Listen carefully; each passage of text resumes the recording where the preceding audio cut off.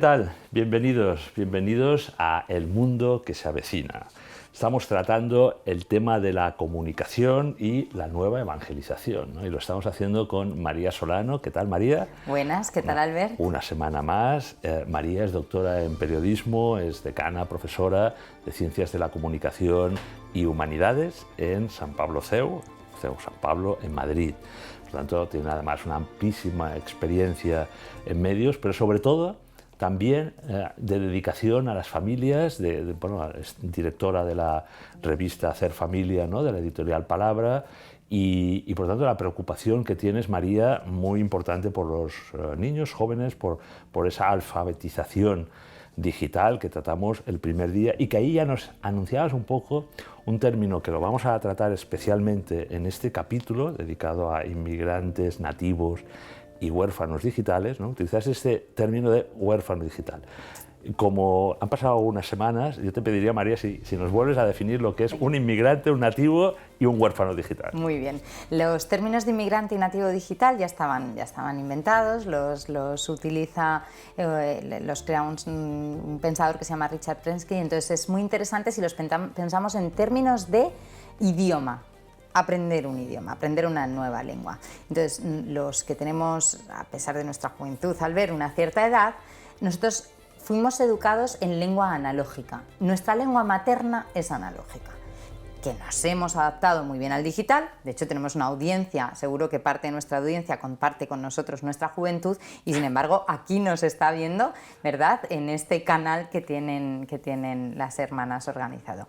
Somos capaces de hacer la compra por internet, somos capaces de mandar un correo electrónico, nos manejamos muy bien con WhatsApp, utilizamos muchísimos mecanismos digitales, pero nuestra lengua materna no es digital, es analógica. Entonces, como somos inmigrantes digitales, es decir, hemos llegado tarde a este mundo digital, tenemos acento fuerte.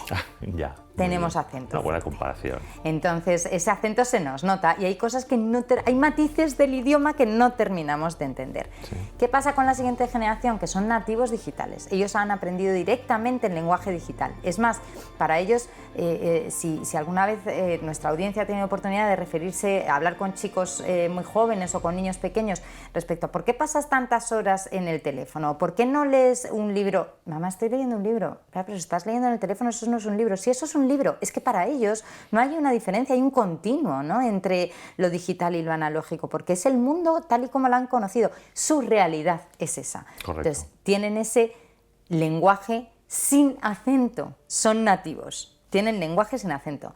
¿Qué es un huérfano digital? Un huérfano digital es ese nativo digital que tiene unos padres inmigrantes digitales que no lo pueden educar perfectamente porque es que no hablan el mismo lenguaje. Es como si mis hijos van a un colegio en alemán y yo no hablo alemán, pues me costará muchísimo enfrentarme a los deberes de matemáticas. Correcto. En alemán, no por las matemáticas, sino por el alemán. Por el alemán. Entonces, ¿qué es lo que nos pasa? Pues que hay esa generación de inmigrantes digitales donde tenemos como distintos posicionamientos. El posicionamiento correcto sería el padre que está implicado en el proceso, que se preocupa, que se interesa, que mira qué es lo que está pasando, que habla con sus hijos de lo que está ocurriendo en ese entorno digital y que intenta, de alguna manera, como buenamente pueda, hacer los deberes de matemáticas en alemán. Como sea. Ese sería el padre ideal, ¿no? Por ejemplo, oye, Albert, yo que estamos aquí, pues ahora si hay padres viéndonos, les damos las gracias, porque se están tomando la molestia de escucharnos a ti y a mí hablar de estos temas. Están aprendiendo y estamos aprendiendo muchísimo. Bueno, pues se han tomado esta molestia, o sea, oye, su día seguro que es muy ocupado, pero este ratito se lo están dedicando a saber sobre esto y a poderse preparar. Y de la misma manera que hablo de padres, hablo de muchísimas personas que nos están siguiendo, que a lo mejor son catequistas, que a lo mejor trabajan con jóvenes en distintas áreas de la iglesia o que están involucrados en centros educativos. Pues chico, gracias. Pero hay otros dos tipos de adultos, ¿vale? Está el adulto, perdona la expresión, pero se va a entender muy bien, el adulto molón. Molón. El adulto molón se ha vuelto más instagramer que sus hijos. Sí, es el típico que va a la discoteca con 60 años. Prácticamente. ¿No? Yo lo llamo el adultescente, que es adulto pero quiere seguir siendo adolescente, ¿no? Entonces, este fenómeno es súper complicado porque entonces ya sabemos que lo importante que es en educación que los roles estén muy bien configurados y el rol del adulto no puede ser sustituido por el rol del joven, ¿no? Entonces, no debemos ser amigos de nuestros hijos ni de nuestros... Debemos tener una cercanía, una proximidad absoluta, pero tienen que ser papeles distintos, ¿no? Sí. Entonces, ese es un papel que es tremendamente peligroso, porque ese casi es el peor, porque al final el evangelio somos nosotros, nos decían Albert y yo, hemos podido compartir celebración de la Eucaristía esta mañana antes de venir a grabar este programa, y nos decían, ojo, que muchas personas el único evangelio que van a leer es tu ejemplo de vida, ¿no? Bueno, pues eso lo tenemos que tener en consideración. Pero luego hay otro padre que no entiende nada y entonces que lo que hace es que esconde la cabeza, es el fenómeno del avestruz, ¿no? Dice, mira, como no entiendo nada, yo no me entero de esas cosas, bueno, eso es tu mundo, yo no me entero. Y entonces claudica en materia educativa, decide que ese contenido le es ajeno, no lo puede comprender, no lo puede interpretar y decide no enterarse de nada, ¿no? Entonces, bueno, es que nos tenemos que enterar de lo bueno y de lo malo, no podemos enterarnos solo de una parte. Es curioso porque en educación, los padres, hay otros fenómenos malos de la vida de nuestros hijos, quizás necesarios, pues yo qué sé, salen con amigos, pues los padres sabemos lo que es una copa, nadie que sea padre y dice, mira, yo es que ahora no me tomaría un whisky con Coca-Cola, pero sé lo que es un whisky con Coca-Cola, porque es muy bueno saberlo para cuando mi hijo vaya a su primera discoteca o se tome un whisky con Coca-Cola. Los padres sabemos de otros muchos riesgos, ¿no? Porque somos conscientes, oye, los padres, al ver de nuestra generación, vivimos la época más oscura de la heroína en España, por ejemplo. Somos 80, muy 90. Conscientes de las drogas, de los riesgos, y sin embargo parece que aquí hay una serie de padres que ha claudicado. Esos son muy peligrosos, porque esos son los que dejan muchos huérfanos digitales, porque el hijo espera normas. Mira, cuando nosotros vemos a un grupo de niños que está jugando solo, que se han organizado, es curiosísimo como los niños que se ponen a jugar solos, con lo que llamamos jugar con la imaginación, lo primero que hacen es establecer las reglas de juego. Bueno, ¿qué estamos jugando? ¿Quién juega? ¿Y quién manda? ¿Y entonces quién gana y quién pierde? Y esto es fuera, y esto es dentro, y esto es expulsión, ¿no? Y entonces los niños primero necesitan delimitar su terreno de juego, tenerlo clarísimo. Y unas reglas. Entonces, si nosotros no estamos... Límites y reglas, ¿eh? Acabas de decir. Límites y reglas. Si nosotros no estamos estableciéndoles los límites y reglas en un terreno tan complicado como es el continente digital del que hemos hablado en otras ocasiones, ¿verdad, Albert? Pues es que los estamos dejando sin lo más importante que necesitan, que los niños y los adolescentes nos están pidiendo reglas a gritos, no muchas, pero claras. Las importantes. Las importantes. Y en el primer capítulo, si recuerdan los que nos están siguiendo, estableciste una idea muy bonita, ¿no? El salvavidas, 10 salvavidas, ¿no? Eso quiere decir que en ese mar donde se navega, en ese océano, hay riesgos, ¿no? Hay riesgos. Y vosotros lo habéis trabajado mucho en vuestros equipos de investigación, ¿no? En San Pablo CEU, ¿no? Mucho. ¿Qué riesgos hay, ¿no? Para que los padres y la sociedad en general y también los adolescentes estén alerta, ¿no? Pues mira, voy a simplificar, porque de hecho nosotros justo en la Universidad CEU San Pablo, como bien decías, estamos trabajando enormemente el tema de la alfabetización mediática, ¿no? Y la necesidad de desarrollar precisamente un pensamiento crítico, que lo hemos hablado en otras ocasiones, sobre este tema para poder alertar a la sociedad. Porque además hay unas alertas, existen alertas, pero son alertas que curiosamente se refieren en muchísimas ocasiones a delitos que se producen. Entonces, por ejemplo, los adultos, cuando estamos en los trabajos, pues nos suelen siempre solicitar que hagamos todo tipo de cursos sobre protección de datos, sobre phishing, ¿no? Sobre los riesgos que podemos tener en el entorno digital, un correo electrónico que podamos recibir que tenga un virus que robe toda la información de la compañía. Y estamos como muy alerta con esos delitos, lo que se llaman ciberdelitos, ¿de acuerdo? En los colegios hay una... es muy interesante que se hayan ocupado un tema que es el bullying, el acoso escolar, pero quizá hay una excesiva obsesión por el ciberbullying como si fuera el mayor de los delitos. Luego vamos a hablar con los niños y es verdad que hay algún caso, pero posiblemente no sea lo que tengan más a mano. Y qué decir de otros delitos de los que se habla mucho cuando se habla de redes sociales, como el grooming, hacerse pasar por un adulto, que se hace pasar por un niño, sí, para, bueno, pues para cualquier tipo de abuso con otros niños, ¿no? O sea, yo siempre lo digo, si yo fuera pederasta, desde luego al sitio al que iría, sin lugar a dudas, es una partida de FIFA o una partida de Fortnite, donde tengo concentrado mi botín, ¿no? Es de todas mis víctimas juntas y con mucha facilidad para ser engañadas, ¿no? Ese es otro delito. Está el delito del sexting, el envío de fotografías comprometidas e incluso, ¿no?, la amenaza que puede haber detrás, pues si no me las envías, las enseñaré o las viralizaré. Entonces, esos son delitos y son reales y se producen, ¿eh? O sea, no debemos ser tampoco demasiado ingenuos y pensar que no se producen. Se producen. De hecho, voy a aprovechar para dar un tip, una recomendación que me dio hace mucho tiempo la policía y que me pareció muy interesante. Todos estos delitos a veces cuesta mucho perseguirlos porque las redes sociales que utilizan nuestros hijos y que nosotros utilizamos no tienen sede ni en España ni en Europa. Y entonces es muy difícil, tú, Albert, eres abogado y lo sabes, es muy difícil ir a recuperar la información a un servidor como el de TikTok, que está en China. Y en China no defienden demasiado los derechos, con lo cual no les va a importar mucho una persecución eficaz de un delito que se haya producido en sus redes sociales. Entonces, un consejo que me dio la policía, que me pareció muy interesante, y lo repito, agradezco a la Policía Nacional que nos lo dio, es que si bien es correcto que nosotros mantengamos el grado de privacidad que consideramos adecuado con nuestros hijos en sus redes sociales, sí que se les dice, casi por contrato a los hijos, quiero que me dejes en un sobre cerrado y lacrado las contraseñas de todas tus cuentas. Ah, buena idea. Cerrado y lacrado. Pero si tú una tarde faltas a casa después de la salida del colegio, yo ese sobre cerrado y lacrado lo puedo llevar a la policía para que la policía inmediatamente entre en tus redes sociales y persiga a ese que te ha engañado. O sea que no debemos ser nada ingenuos en este sentido. Pero lo que te decía, Albert, es que estos delitos son gravísimos y debemos perseguirlos, pero creo que los niños están muy, muy, muy concienciados con ellos. De hecho, no hay colegio al que no vaya un policía nacional vestido de policía nacional o un guardia civil, ¿no?, y se lo explique con el susto que eso entraña, ¿no?, para ellos, o sea, la parafernalia. Sería adecuado. Mañana ya es tarde. Mañana ya es tarde. Mañana ya es tarde, siempre es mejor antes, porque esto empieza cada vez más deprisa. Pero fíjate, lo que te quería decir que es para mí el mayor riesgo y del que no se habla es de la adicción. O sea, nosotros realmente, a esta generación, les hemos puesto, voy a ser muy bruta, Albert, al darles un móvil el día de su primera comunión, y esto es real, esto está pasando, o sea, es el regalo más compartido en la primera comunión, que según las provincias en España, según las diócesis, está entre los 8 y los 10 años, pongamos. Sí. Es como ponerles una raya de cocaína encima de la mesa y decirle, a por ella.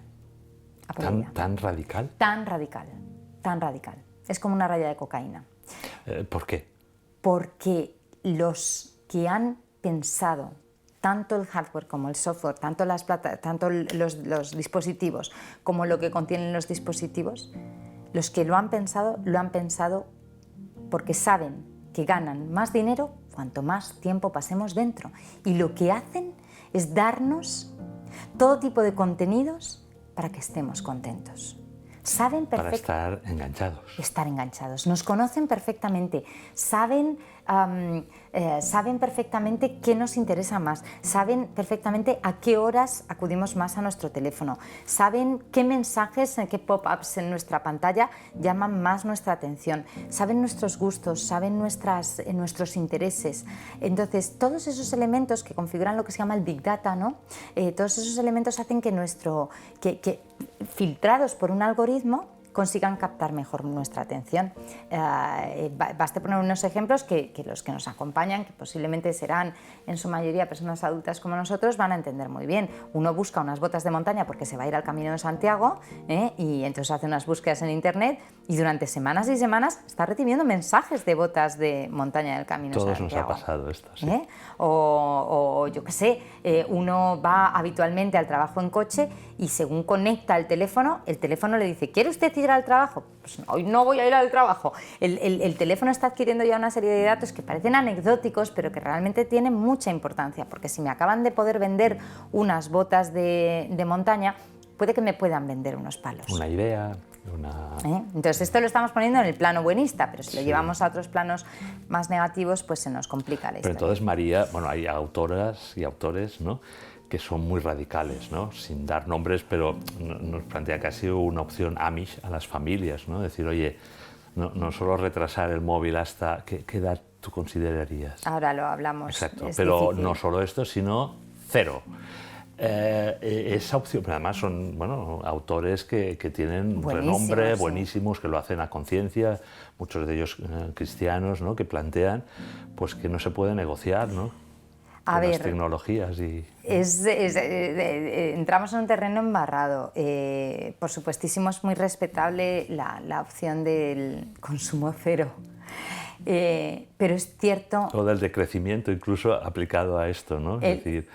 Es cierto que irnos liberando de esa adicción. Pero es que no es lo mismo el consumo 0 que irnos liberando. ¿Por qué digo esto? Porque sí que, o sea, el consumo 0 sería el ideal.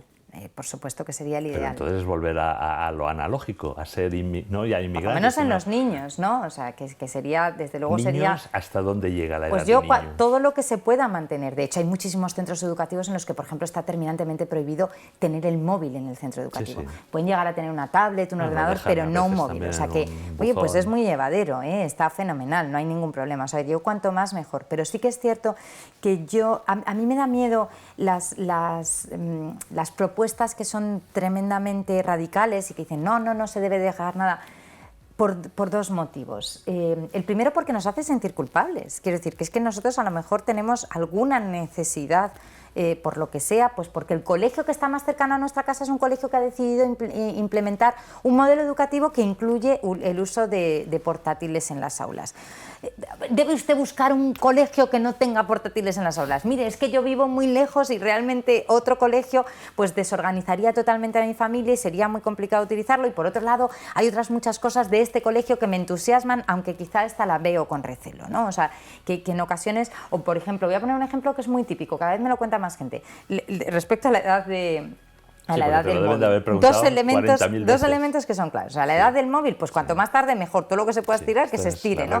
Pero ¿cuándo llega el móvil? Pues mira, muchas veces me comentan muchos padres que el móvil llega porque mandan a los niños a estudiar al extranjero, a un campamento de verano o durante un año, lo que sea, y entonces la organización le dice, para poder ir al campamento el niño tiene que tener móvil porque así sabemos a ciencia cierta que está localizado, que es fácil de gestionar. Sí.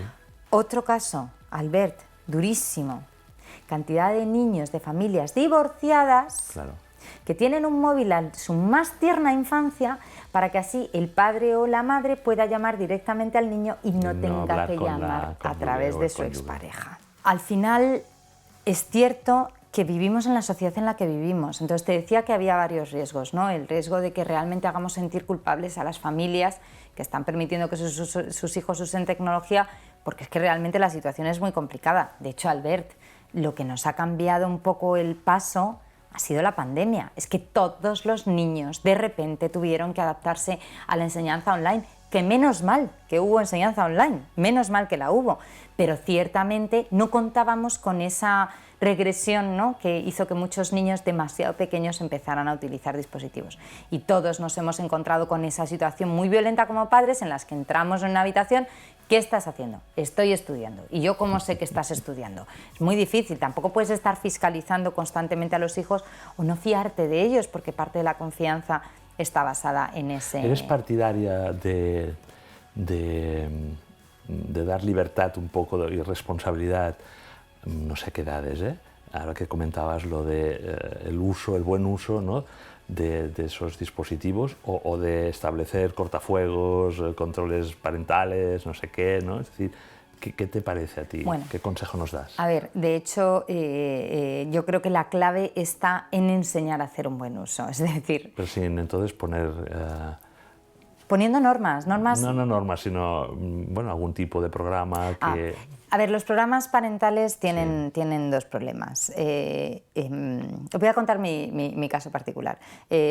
Cuando establecimos un programa, con un programa de este tipo, una limitación de los contenidos que se podían buscar en Internet, mi marido, que es abogado, se desquició y tuvo que quitarlo, porque es abogado, él busca delitos, él busca cosas malas en Internet, porque eso es lo que necesita por su trabajo.